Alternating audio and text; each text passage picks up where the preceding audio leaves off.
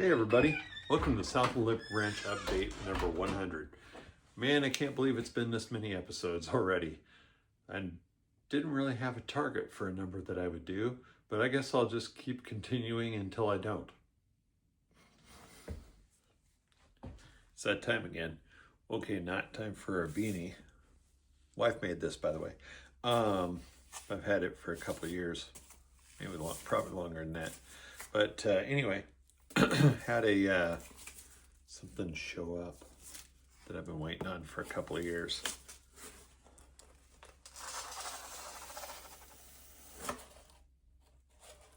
Let's turn it around so you guys can read. This is a Chehalis Western Athearn Genesis with Tsunami 2. Quite a unique model. Let's open up the box. Okay.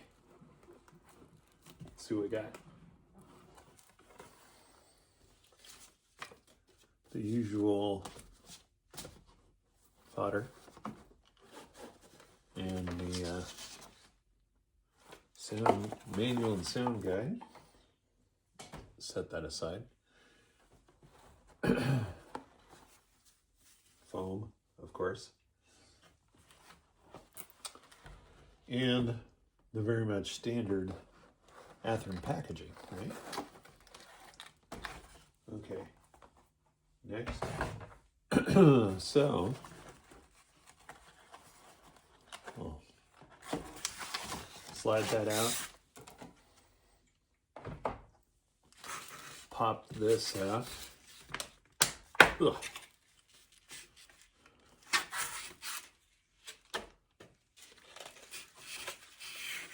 And there we go.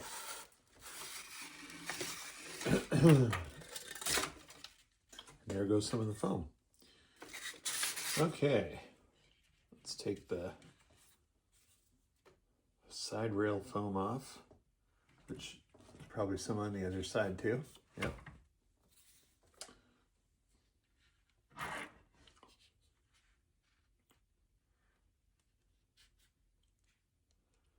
Quite yellow. Let's see. Okay, so let's turn it around. Oh, that's interesting. So the smokestacks on the top of this model are very, very low sitting. It doesn't, most models I've seen, they jut up a little bit. I wonder, that's probably, since that's different than the average model, that must be something custom about this particular locomotive. I'll have to look up the look up some pictures online. But anyway, okay, let's fire up the layout. Better get your hearing protection, I think.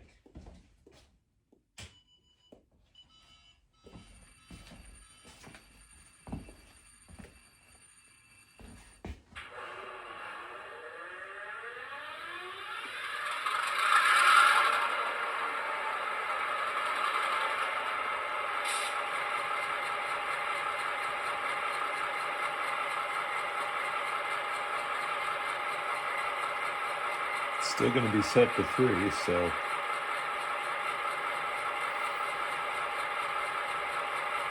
let's find 3.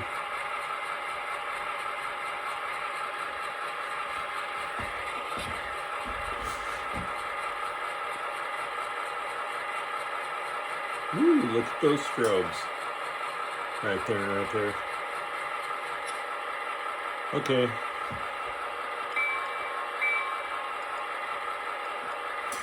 Turn off the headlights.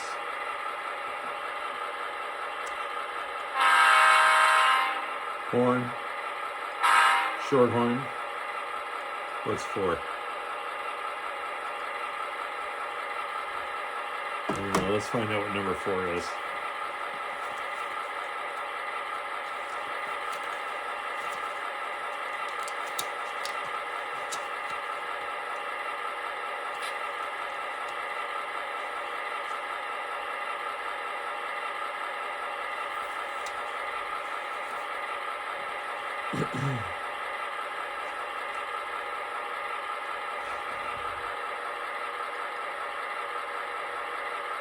Ah, looks like number 5 is the strobes on and off.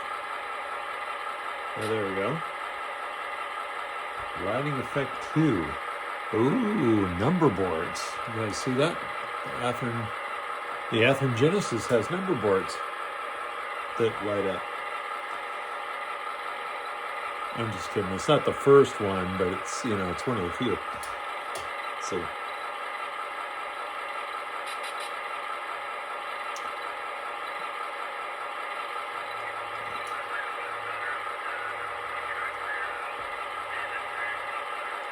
cab chatter.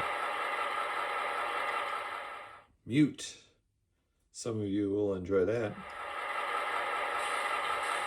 9 is supposed to be like an alternative mixer. Oh, half volume it says. That's kind of neat. Let's see.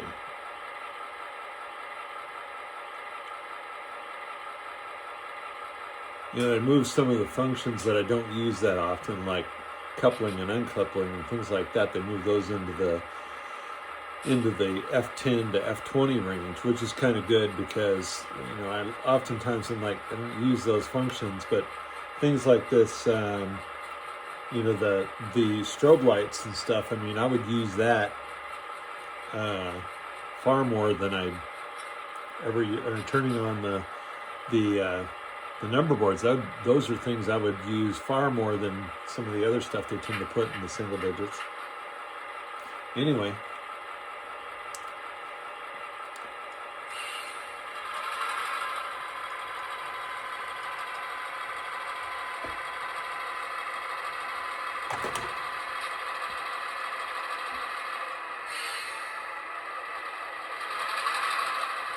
Smooth start at what is that, speed step 1.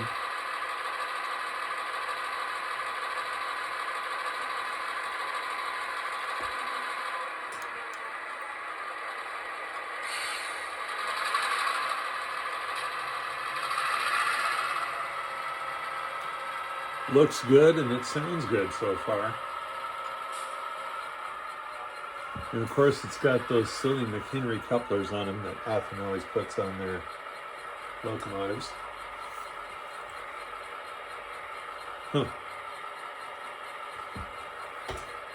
Although that front one looks weird. I wonder what they did with that. Huh. Anyway, gonna have to let it break in a little.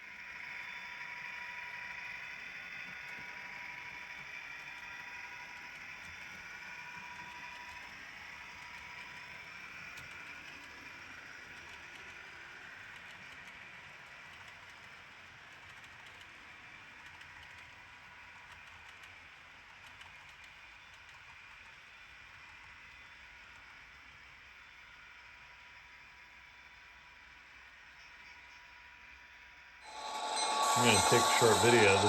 This might be the one and only time the CSX locomotive runs on the South Olympic branch, even without the brake lifters on it. I started hearing a bit of a squealing noise from that new Jeep 38, so I popped off the bottom of the truck and looked at the gears. It looked like the oil wasn't really in the right place, so I took a toothpick and moved it around.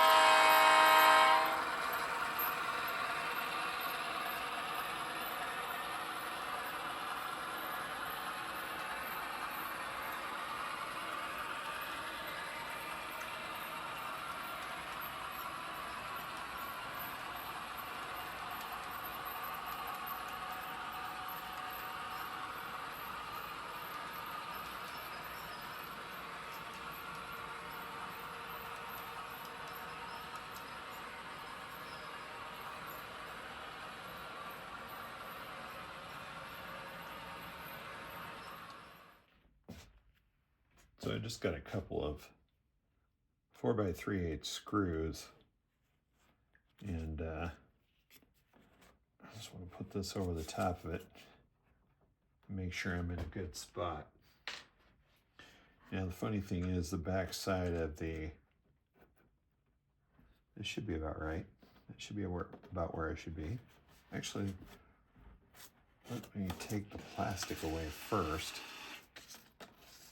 And I know that the one hole I poked in the paper has got to be in a good spot.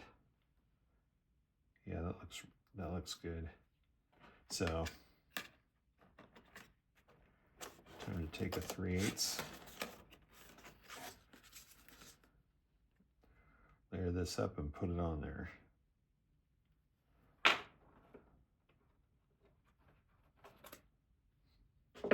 But wouldn't you know, doesn't look like that little hole I poked in that's the right spot.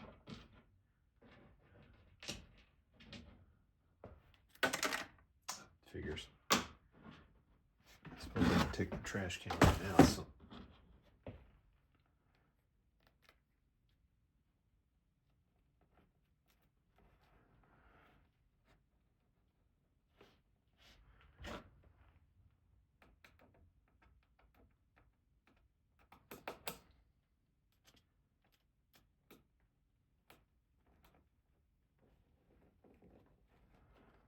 Okay.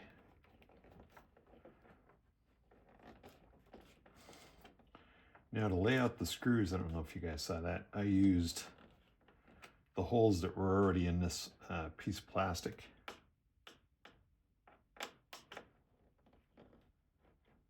So,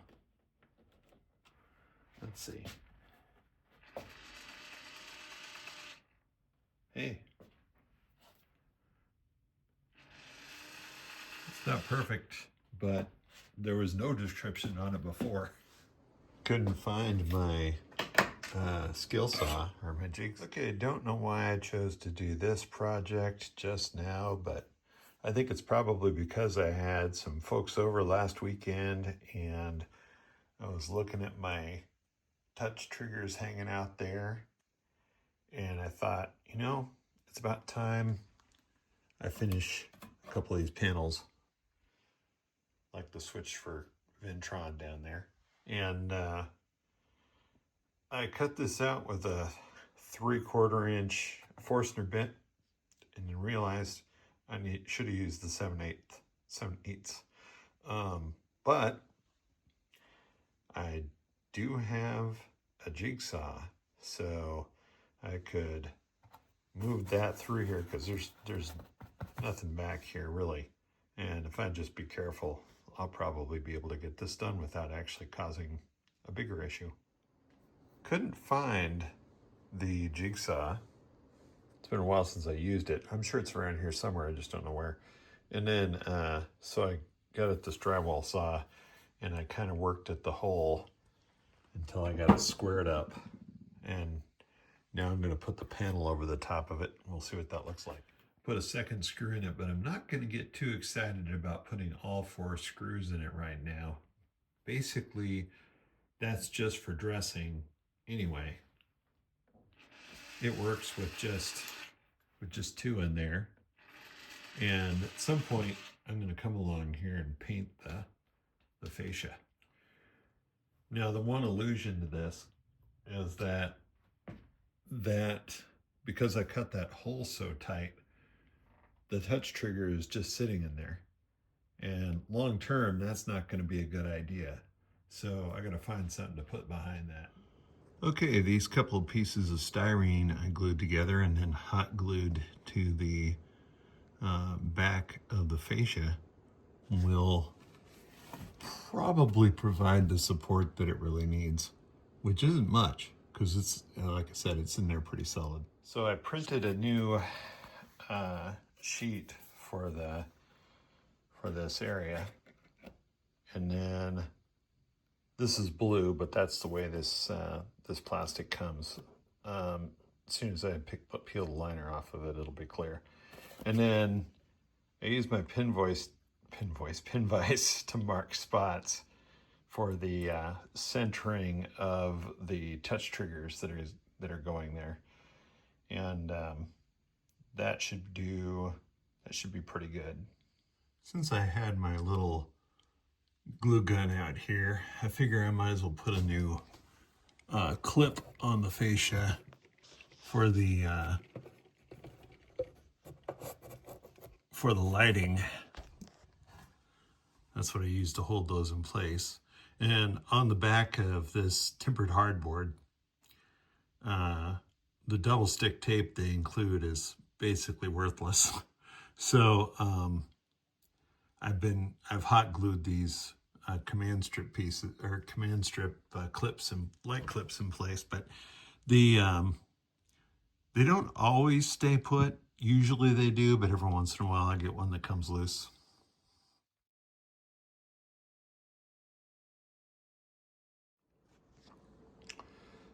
Okay, so now I've managed to install this other panel. I've got to rework the lights on this so they react in a way that I want. You'll notice that one went red and now it's green, but what I want the others to do is I want the selected route to be green and the other routes to be red. I've still got to create a panel that will be for control of that turnout right there, which is a cement plant switch. And yeah, that's a lot better. I guess it's been bothering me for a while that I hadn't gotten around to doing that.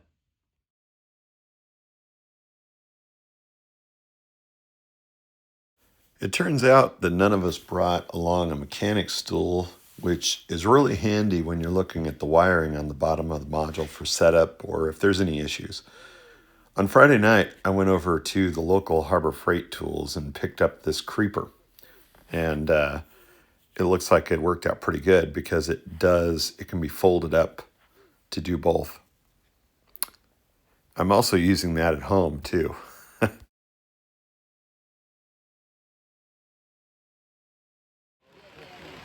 At the United Northwest show in Monroe, I was taking a lot more video, of course.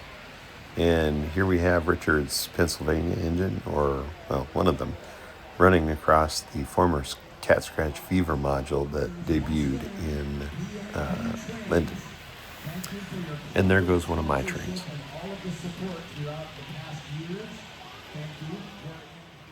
Al was out dragging some coal cars around with this Alaska switcher, a unit made by Atlas, I think. And here comes one of my trains led by a Northern Pacific schemed RS-11 with a Burlington Northern number on it. This unit was made by Rapido, and you probably have seen it in one of my previous videos, so last year, the year before, I can't remember anymore.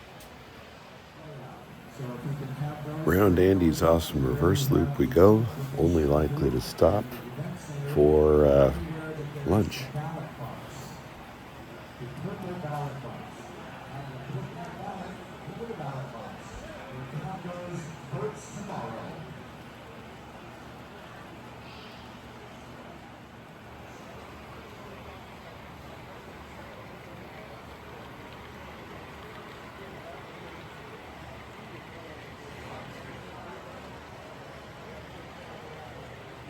Well, at the show today, I visited Dave from Details in Scale and picked up a couple of new loads.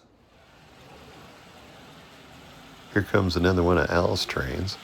This time a Bachmann Jeep 40, I think.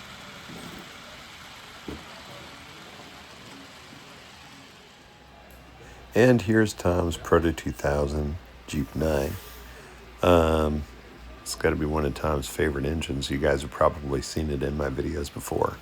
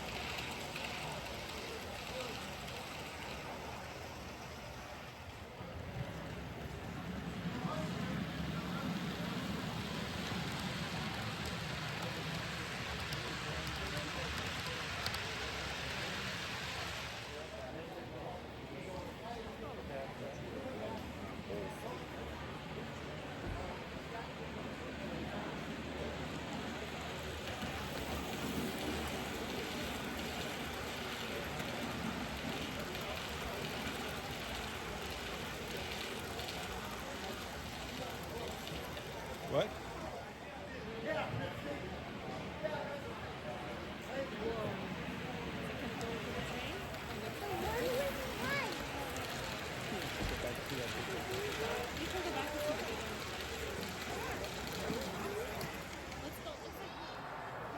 And Fred got out his Southern Pacific Daylight train, led by this SD70 ACE, that I think is a Genesis model.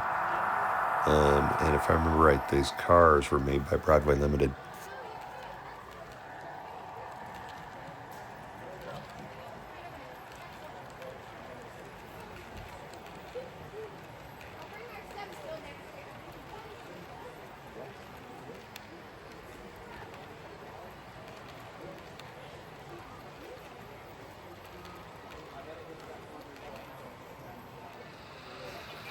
In an interesting turn of events, somebody asked Richard to break in these Chehalis Western Genesis engines.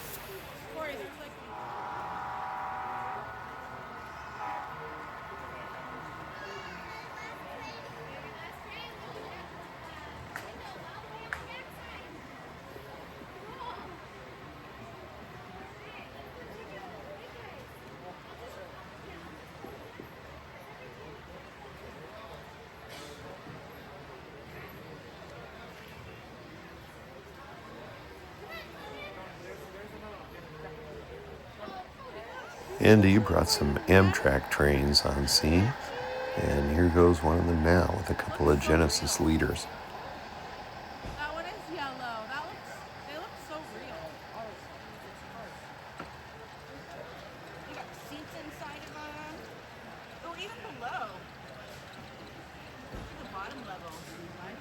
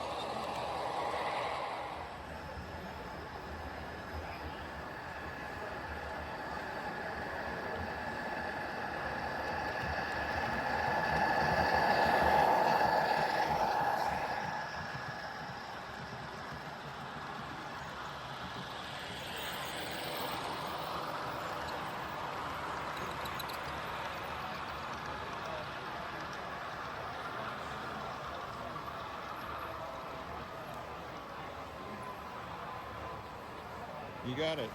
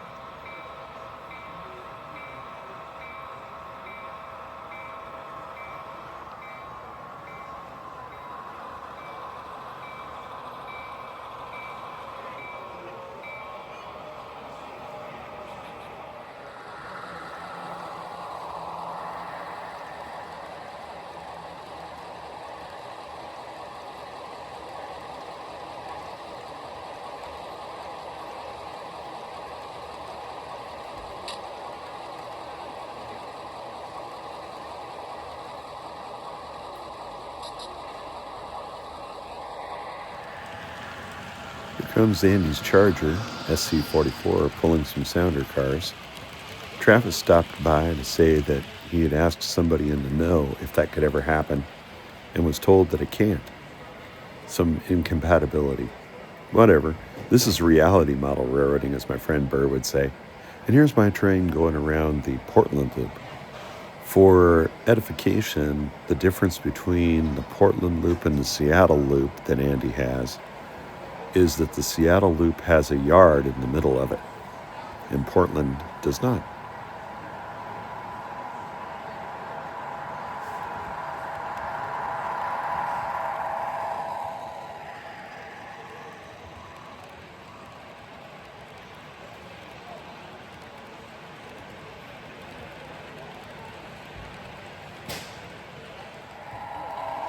And now we're passing the cabins at Lake Easton on the Stampede curves. Hey, you know, some people would probably find having the railroad next to the cabin annoying, but we're rail fans here, so there you have it.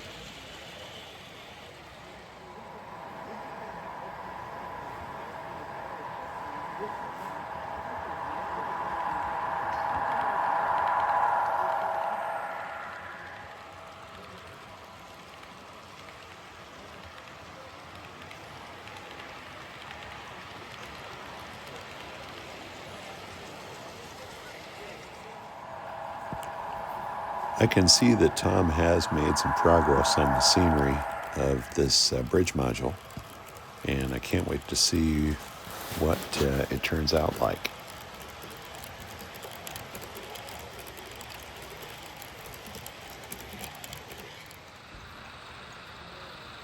There goes those Chehalis Western units again, rolling through cat scratch fever. I suppose I should rename this module now that it doesn't look like a bunch of torn up foam.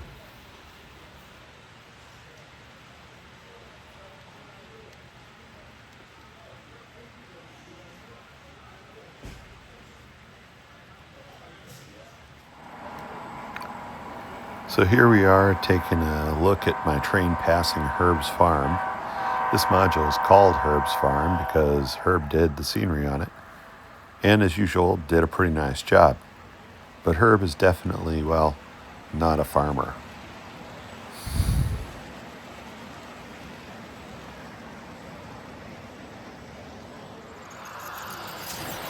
At the show I found that gas tanker that's sitting there on the left. It's an Exxon and not a Chevron, but in this particular case it's nice to have a gas tanker sitting there anyway.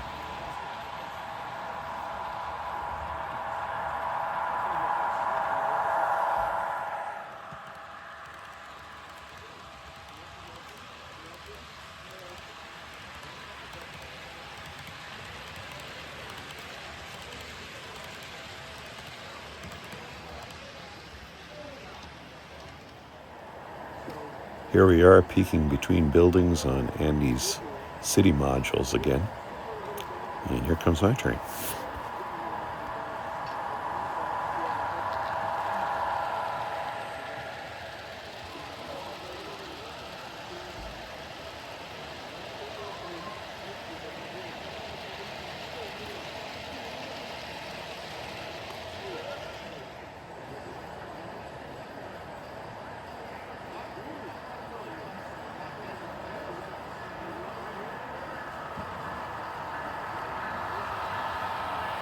Well, we've reached the end of episode 100. I was trying to think of something wonderfully philosophical to say, but I can't, so I guess I'll see you all next time.